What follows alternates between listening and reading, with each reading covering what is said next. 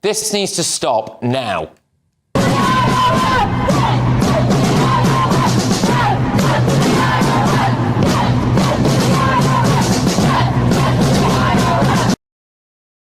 That was Leeds this evening. These people have no shame.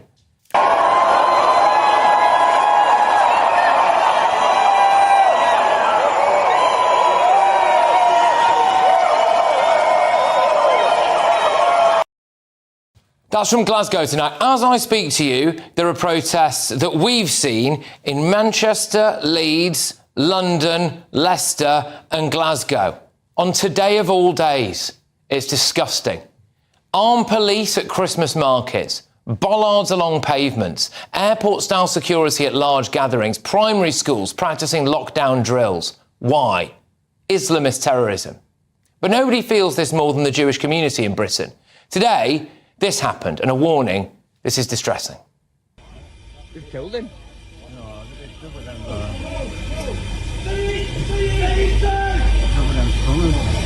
Oh, hell, Lucas. Everybody else, get back! If you're not involved, move back! Get away! Somebody stay with casualty! Everybody else, he has a ball! Go away! He's got a bomb on him! He's got a bomb! Mate, he's got a... Man, he's got a bomb on his jacket, mate. He's trying to go in a... No. He's got bombs on him. 2 dead, 4 critical after a bearded man wearing a fake explosive device rammed a car into Jews outside a synagogue in Manchester, then tried to slaughter as many as possible with a knife. Do you have security at your church? I live near the Islamic centre of England, where the imam is apparently appointed by the Ayatollah of Iran. Never seen any security outside there. Why do Jewish schools and synagogues have to have security? It's because of how many Islamist terrorists we have in Britain. For me, this attack was very close to home. I went to school a few miles away from the attack. My friends had their bar mitzvahs at that synagogue. One of my friend's grandparents was attacked and is apparently still in hospital. Sir Keir Starmer said the attack was a shock. The attack in Manchester this morning is absolutely shocking, and all of our thoughts are with those affected. I'm on my way back to London. When I arrive, I will chair an emergency COBRA meeting. I spoke to my friends today. It's not a shock. I want to tell you what they told me. We've had swastikas painted at Jewish cemeteries. Jewish shops have been attacked. We have to live with the threat of Islamic extremism every single day.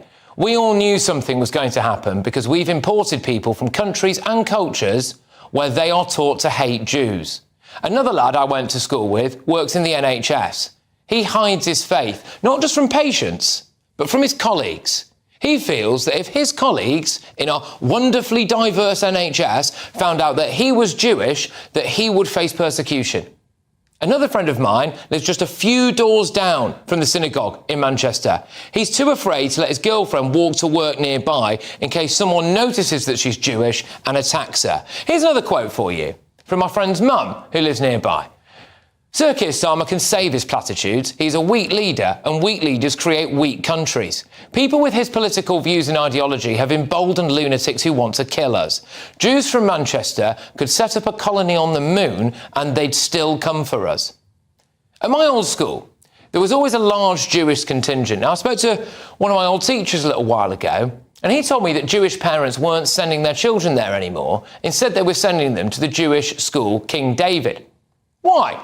Because there's more security. They feel as though they have to put their children inside a ring of steel just to get a safe education. When I was at school, there'd be busloads of lads coming from places like Whitefield and Prestwich, very Jewish areas. Now, I never once remember any of them saying that they had to hide their faith, that they had to hide their kippah or their Star of David necklace or whatever. They do now. Why?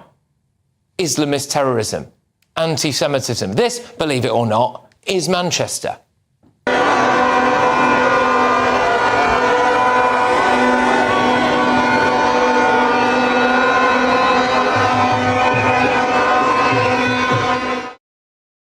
Now, you and I might see footage there of people celebrating Pakistan Independence Day, but one Jewish friend who would describe himself as being, quote, visibly Jewish, told me today that he sees that as a no-go zone. One friend who lives in Crumpsall said to me this morning, "That's it, I'm leaving, I'm taking my family to America." The Jews are leaving. They're not safe. And let me tell you, they are the canary in the coal mine. One more quote for you here, it's just from another mate of mine. "The Jews in Manchester have been here for a long time. By and large, we've all integrated. We pay our taxes, we work hard, and we've done quite well for ourselves. So the Diversity Brigade doesn't class us as vulnerable, but we are." Britain has bent over backwards for the Muslim community. But I tell you what, we've let the Jews down. And I can bring you right now some breaking news. The man who carried out the Manchester synagogue terrorist attack has been named by Greater Manchester Police as 35-year-old Jihad Al Shamie, a British citizen of Syrian descent. I'll read that to you again. The man who carried out the Manchester synagogue terrorist attack has been named by Greater Manchester Police as 35-year-old Jihad Al Shamie, a British citizen of Syrian descent. That's his picture on your screens right now. Let's go live to GB News reporter Anna Riley, who's at the scene in Manchester for us tonight. Anna, that's a significant breaking news line there that we're just getting through from Greater Manchester Police, which both names and gives the descent of the attacker. Yes, Patrick, we're now able to confirm the police have said that although no formal identification is yet to take place, the person responsible for today's attacks is 35-year-old Jihad Al Shamie. He's a British citizen of Syrian descent. Police have also said that in relation to the investigation that they're carrying out, that this investigation continues, that 3 suspects are currently in custody. They've been arrested on suspicion of commission, preparation and instigation of acts of terrorism. The ones arrested are 2 men in their 30s and a woman in her 60s. Scenes remain in place, as you can see behind us here. Those scenes are on White House Avenue, Crumpsall and Langley Crescent, Prestwich, which are also linked to the arrests. Police have also said that the suspicious device worn by the attacker during the incident has been assessed and was deemed not to be viable. Police have also said, based on what they currently know, their records do not show any previous prevent referrals relating to the individual. They say 3 other men remain in hospital with serious injuries. One sustained a stab wound and a second was struck by the car involved in this attack.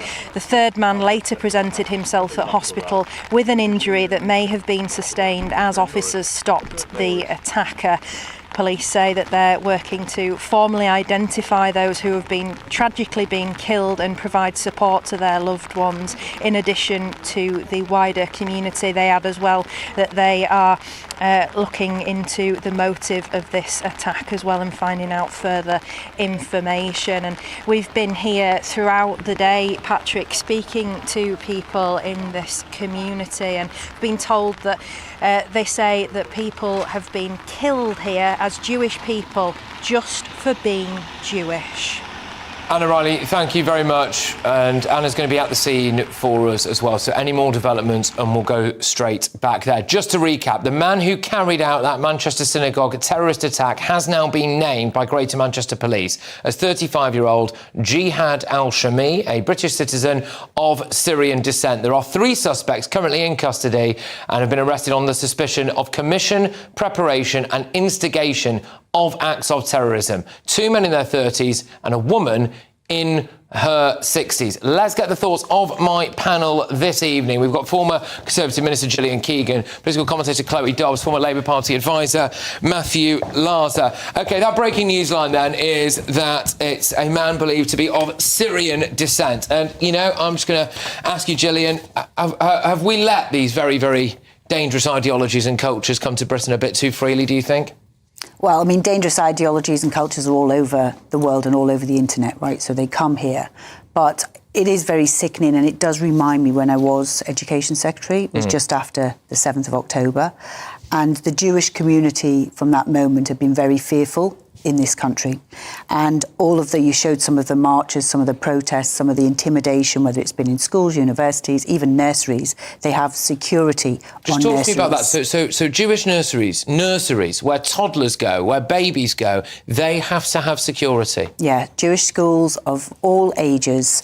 The Jewish Students' Union, we met with them just after the 7th of October attacks. They were telling us all of the stories about intimidation on campus. So there has been a huge uptick, massive increase in anti-Semitism and threats that the Jewish community, I mean, we can't say because we don't feel it, but they feel it. And, you know, you hear all kinds of things, you know, they wear the Star of David, girls being talked to by bus drivers. So it's all of our responsibility to call this out, because there's not that many Jewish people in our community, 300,000 or so. Look, I'll say this now. There's big questions for me about the nature of this statement. A British citizen of Syrian descent. What I want to know about that, and I hope we do get this detail, is does that mean that he is from Syria, was born in Syria, was potentially brought over here as some kind of refugee, and we've given him a British passport, which would, of course, in the legal sense, make him a British citizen, or was he born in Britain and, say, had Syrian parents? Those pieces of information are absolutely vital, and we need to get that from the police. But just your reaction here, Chloe, anyway, to that breaking news. Jihad Al Shamie, British citizen of Syrian descent, appears to be the man who carried out this attack.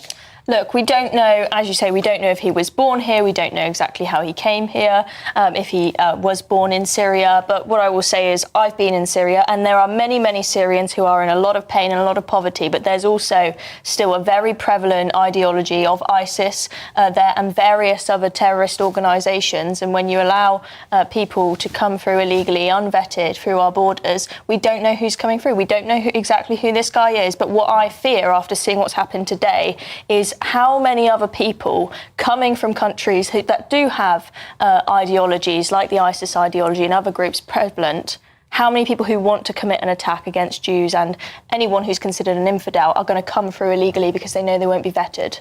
Yeah.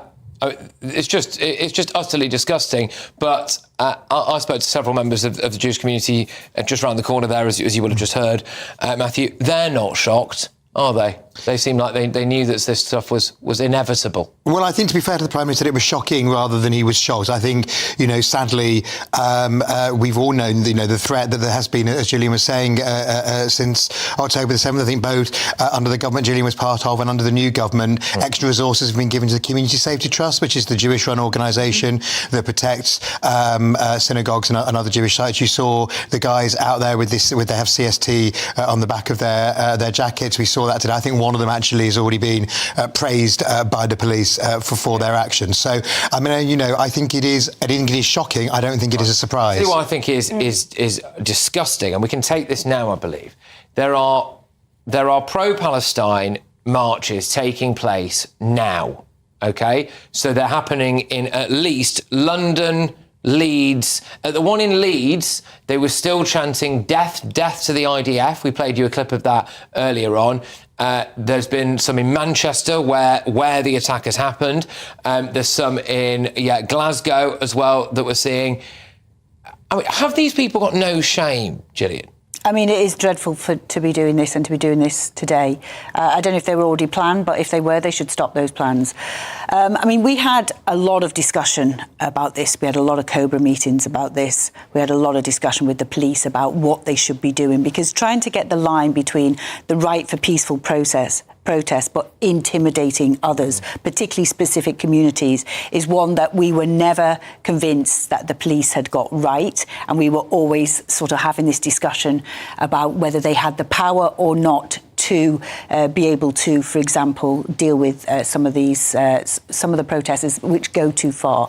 And that's probably still a live discussion now, I would imagine. We were saying the police do have the powers, they were saying they didn't. So that's something, though. But to see these marches on our street, it doesn't, you know, do you remember these? I don't remember any of this when I was growing up. No, you know, there was none of this sort of huge sort of pro-Palestinian sort of rallies. It's all kicked off since October the 7th. And, you know, we're in the UK, we're not in Gaza or Israel. There are other factors to this that people, some people anyway, seem uncomfortable talking about, which is that in the last 10 or 15 years, we've had rapid levels of immigration from a lot of Middle Eastern, Arab and South Asian countries where views about Israel is one thing, but where actual naked, pure anti-Semitism and Jew hate is not just said, it's encouraged. And then when we import that to this country, we expect things to change and things to be different, do we? We've let this in, haven't we? Yeah, absolutely. And it's not just when it comes to anti-Semitism where we have gone backwards. It's homophobia, for example, feminism. You've got a lot of people coming from cultures where they think that homosexuality is a sin. They think that women should be covered up. And a lot of them do not like Jews and are anti-Semites. And I just think it's crazy that we had Jews flee to our country from Nazi Germany, and now it feels like we're heading back towards that because we've imported a culture that hasn't gone through its reformation like Christianity has. Matthew, I think we've bent over backwards for the Muslim community in this country. Have we let the Jews down? Well, I think clearly there is a huge issue about the safety and security of the British Jewish community even before today's tragic events. Look, on the protests, I am shocked they've gone ahead tonight. I would say two quick things on that. The British Transport Police had the option to not have them because these particular protests, because they're actually about the Greta Thunberg, we may come on to that sort of flotilla issue, so therefore they're targeting transport. They're at railway stations. We saw people marching through railway stations. A kid on a skateboard gets quite rightly stopped when they're trying to go through the unions aren't allowed to march like that, quite rightly, when they're on strike through a railway station like that, and that's to do with the railways. Why has that been allowed? The BTP should have stopped it, and the Chief Constable of the British Transport Police has got a lot of questions to answer. And just can I say one thing? On the one in Leeds, I hope that our old friend, the Deputy Leader of the Green Party, who was, of course, elected as a councillor in Leeds and did a Gaza protest the night he was elected, I hope he wasn't there, so there are questions to be asked there too. Well, yes, it's one to watch. OK, look, just quickly, a reminder for you, very quickly, of that breaking news that the suspect has been named as 35-year-old Jihad Al Shamie, who is a British citizen of Syrian descent. 3 other suspects are in custody on suspicion of the commission, preparation and instigation of acts of terrorism. 2 men in their 30s, a woman in her 60s. We will give you the breaking news lines as we get it here, and there will be some, so make sure that you stay with us. Coming up...